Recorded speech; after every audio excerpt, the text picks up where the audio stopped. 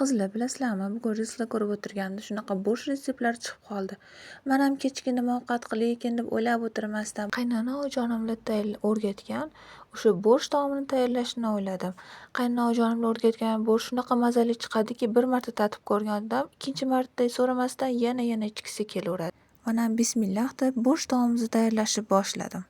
Mol go'shtimizni suyakli va go'shtli joylarini ajratib olib, yaxshilab yuvib olib, suv solib gazga qo'yamiz va yaxshilab qaynatib olamiz. Bulyonimizning ustida penkasi chiqadi. Ularni olib olamiz va 1 soatcha qaynatib olamiz.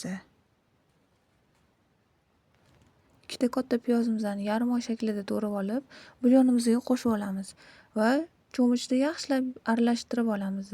Shunda mazalari bir-biriga shunaqangi shirin bo'lib chiqadi. Qaynab turgan bulyonimizga 1 qoshiq tomatli pasta solib, cho'michimizda yaxshilab yana aralashtirib olamiz. Shu tariqa sho'ramiz qaynovi davom ettiradi. Bitta qizil sabzimizni to'g'rab solib olamiz. Bulyonimiz shunaqa qaynashda yana davom ettiradi. Tabga qarab esa tuz va ziravorlar solib olamiz. Shunaqa ranglari chiroyli chiqadiki, bo'shimiz xuddi videoda ko'rib turganingizdek ishtahalarni juda ham ochib yuboradi. Orada esa shunaqa bulyonimizni shopirib turamiz. 3-4 dona chesnovimizni to'g'rab olib, bulyonimizga solib olamiz. Qaynog'imiz davom etaveradi. 2-3 dona kartoshkamizni to'g'rab olib, bulyonimizga qo'shib olamiz. Ora-orada shunaqa cho'michda bulyonimizni shopirib turamiz. Bu yerda esa 3 ta lavlagimizni qirg'ichdan chiqarib olib, bo'sh taomimizga solib olamiz. Bo'sh taomimizni yarim soatcha yaxshilab qaynatib olamiz. Xuddi videoda ko'ringandek chiroyli, juda ham hidlari ham juda ham mazali bo'lib chiqaveradi.